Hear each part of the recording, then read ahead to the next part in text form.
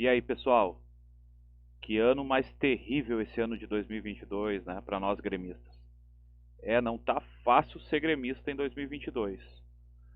Vamos repercutir, né, já que não tem jeito, vamos repercutir mais essa derrota do Grêmio na Série B, mais uma derrota fora de casa, dessa vez diante do Sampaio Corrêa, placar de 2-1. Vamos falar um pouco desse jogo aí, mas antes roda a vinheta.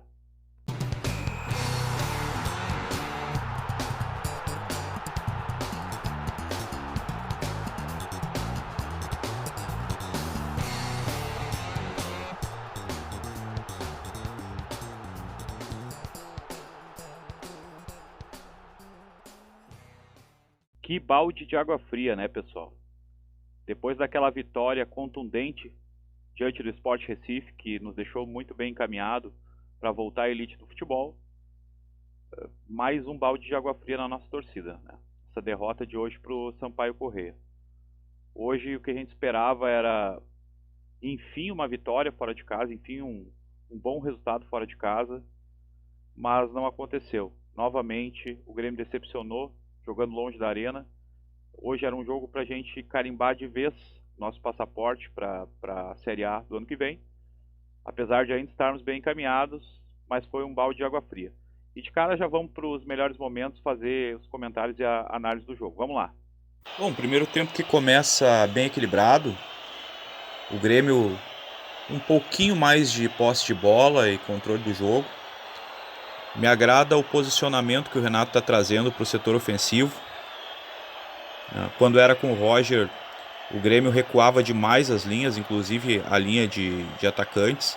O Diego Souza, por vezes, chegava a jogar atrás do círculo central, com o Biel e o Guilherme jogando praticamente como assistentes de lateral. Hoje, quando o Grêmio retoma a bola, esses jogadores já estão numa condição mais adiantada e o Grêmio consegue puxar contra-ataques de forma mais organizada e sem sofrer tanto. Então estou gostando dessa questão que o Renato trouxe, né, do novo posicionamento dos atacantes, jogando mais aonde o atacante tem que jogar e não jogando tão recuado como era com o Roger. O jogo estava controlado, né? Até que os 14 minutos, numa falha de marcação bizonha, saiu o gol do Sampaio Corrêa. E eu penso que nesse lance, se o Breno estivesse um pouco mais ligado, teria antecipado o atacante no gol. Eu até depois vou reproduzir esse lance. Na verdade, vamos reproduzir agora já, né, o lance. A gente pode notar que a gente pegando esse lance da origem da jogada, a gente nota que o primeiro contato que o atacante do Sampaio Corrêa tem, né, para definir a jogada é próximo da linha da grande área. Então, se ele tivesse, se o Breno tivesse um pouquinho mais ligado nesse lance, ele teria facilmente conseguido antecipar essa finalização do jogador do Sampaio Corrêa. Faltou malandragem, faltou experiência para o Breno nesse lance. Seria fácil de antecipar de jogador do Sampaio Corrêa conseguir fazer essa finalização, então faltou um pouco de experiência, faltou um pouco de malandragem. O Breno está sempre desligado nos jogos, né? Isso é complicado porque o Grêmio invariavelmente precisa, né, do Breno, porque falha bastante no setor defensivo, tem falhado muito nas últimas partidas. E quando o Grêmio precisa do Breno, geralmente, não sempre, mas geralmente o Breno não está ligado, não está esperto. Depois do gol, o Grêmio seguiu comandando as ações, né? Até que aos 19 minutos teve o gol de empate, né? O gol do Elkson, que o juiz acabou anulando. Ao meu ver, eu não consigo tirar uma conclusão dessa jogada, né? Para mim a imagem não é conclusiva.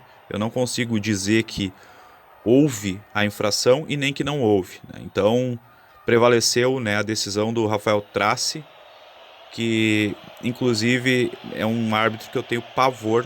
Eu tenho pavor do Rafael Trace. O Rafael Trace não tem um jogo do Grêmio que ele apite que o Grêmio não seja prejudicado, que o Grêmio não seja penalizado e que o Grêmio não sofra com a arbitragem. O Rafael Trace, para mim, não poderia mais apitar jogos do Grêmio, mas isso quem tem que pleitear é a direção do Grêmio. A direção do Grêmio que precisa fazer valer a sua vontade, conversar, né, com o pessoal da arbitragem da CBF e dizer que não quer mais o Rafael Trace nos jogos do Grêmio. Esse árbitro, ele é simplesmente desastroso nos jogos do Grêmio. Então hoje ele decidiu mais uma vez contra o Grêmio, obviamente, e inclusive outros lances também, apitando com 2 critérios na partida. Então para mim o Rafael Trace não pode e não deve mais apitar jogos do Grêmio. Eu não sei se só eu que vejo dessa forma, mas esse árbitro já complicou muito a vida do Grêmio em muitos jogos. Ele tem um histórico terrível apitando jogos do Grêmio. O Grêmio seguiu com o jogo controlado, né, mas sempre com equívocos na tomada de decisão, né, na parte final do campo, né, no setor de ataque. Um passe muito espichado, sempre faltando um pouquinho mais de capricho nesse último passe. Aos 29 minutos, o Guilherme, por exemplo, errou um passe bizonho no contra-ataque do Grêmio, né? Uma bola de 2 metros, ele era só dar um passe simples e ele simplesmente alongou essa bola de uma forma bizonha, né? Aos 29 minutos, esse lance do Guilherme foi, para mim, um lance emblemático dessa falta de capricho que o Grêmio teve mais uma vez no jogo. A titularidade do Guilherme, no meu ver, ainda continua sem justificativa, né? O Guilherme, ele atrapalha. O Guilherme não cria nada, o Guilherme só atrapalha o time dentro de campo. Então, a titularidade do Guilherme, eu não entendo a titularidade do Guilherme, né? Hoje, infelizmente, o Jonathan Robert parece que sentiu novamente. Eu não sei o que acontece dentro do Grêmio. O departamento médico do Grêmio, eu não sei se é um departamento médico ou o que é, porque jogadores voltam, jogam 2, 3 partidas e ficam 2, 3 meses fora, 4 meses. Eu não entendo, isso só acontece no Grêmio. Mas enfim, só um parênteses que eu queria abrir a esse respeito, né? É triste ver um jogador que custa, sei eu, 200, 300 mil para o Grêmio, jogar 2, 3 jogos e ficar 4 meses de fora. E não é nenhum nem dois, são vários jogadores. Isso também atrapalha muito o Grêmio, porque o Jonathan Robert seria um acréscimo muito importante, muito precioso para jogar ali na função do Guilherme. Tá? Então o primeiro tempo ele seguiu até o final com o Grêmio com mais posse de bola e mais controle de jogo, mas não conseguiu traduzir isso em jogadas de perigo, né? O Grêmio tinha esse controle, mas não tinha perigo, não gerava perigo para o Sampaio Corrêa. No segundo tempo, seguiu a mesma dinâmica do primeiro tempo. O Grêmio com mais posse de bola, mais controle de jogo, mas sem conseguir ameaçar. E o Sampaio Corrêa foi letal no jogo. O Sampaio Corrêa aproveitou 2 falhas do Grêmio e foi aonde ele fez os seus 2 gols, né? Aquela falha de marcação bizonha do primeiro gol, né?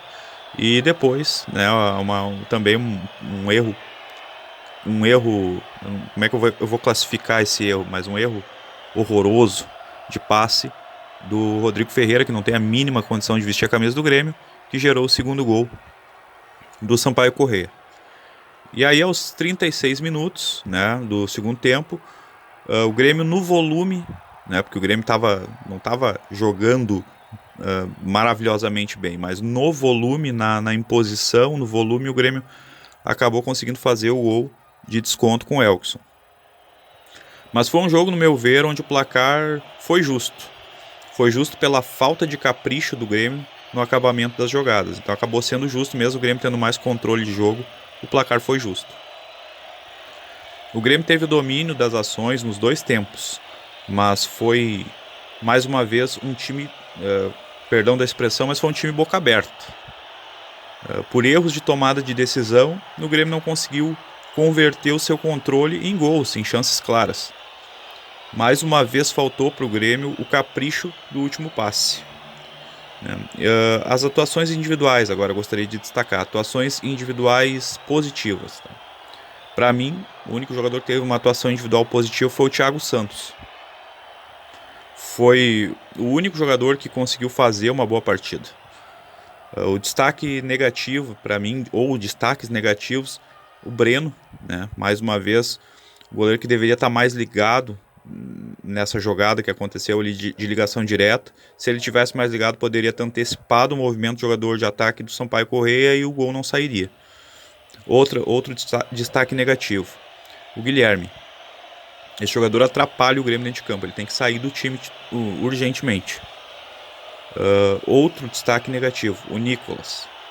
O Nicolas conseguiu ter uma atuação pior que as atuações do Diogo Barbosa.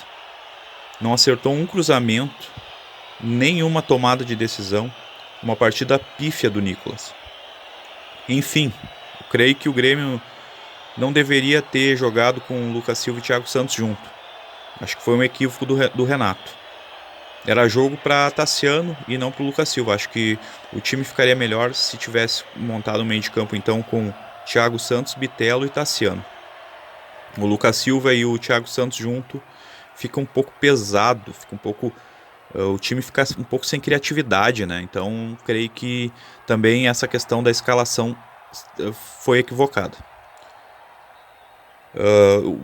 Eu acho que o Guilherme não deve mais ser titular do Grêmio. Então o Renato precisa começar a acertar a escalação para esse time ter mais regularidade e consistência nos jogos e nos resultados. O Grêmio é inconsistente no momento. O Grêmio ganha uma em casa e perde uma fora. Para ter consistência, para começar a se tornar um time regular, o Grêmio precisa ter uma escalação correta. E a escalação correta passa pela saída do Guilherme do time titular e o meio-campo acertado. Por que o Tassiano não começou hoje? Ele está sendo punido porque jogou bem e mudou partidas? Por que o Tassiano, tendo mudado jogos, tendo mudado partidas, por que ele está no banco? Por que o Lucas Silva agora foi promovido lá era um jogador que nem lembrado mais era e agora já está jogando de titular? Não tem como entender, né? É uma falta de critério, tá? Mas eu creio que o Renato precisa acertar essa escalação se ele quiser regularidade do time do Grêmio. E tu, meu amigo, minha amiga, concorda comigo ou pensa diferente? Deixa a tua opinião nos comentários. Aproveita, se gostou do vídeo, dá o teu curtir, se inscreve no canal, ativa as notificações. Te espero sempre por aqui. Aqui é canal de gremista. Um grande abraço e até o próximo vídeo. Valeu!